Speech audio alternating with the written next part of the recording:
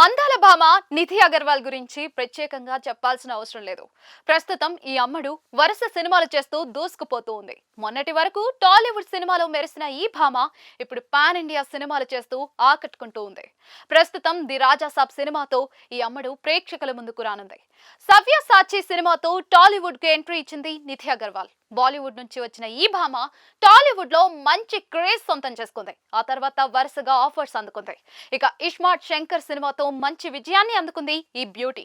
నటనతోనే కాదు glamour పరంగానూ మెప్పించింది. Back to back సినిమాలు చేస్తున్న నిధి అగర్వాల్ కు హిట్స్ మాత్రం అంతగా పడలేదు. ఇటీవలే పవన్ కళ్యాణ్ హీరోగా నటించిన హరిహర వీరమల్లు సినిమాలో నటించింది. కానీ ఈ సినిమా నిరాశపరిచింది. ఇక ఇప్పుడు ది రాజా సాబ్ సినిమాతో ప్రేక్షకుల ముందుకు రానుంది.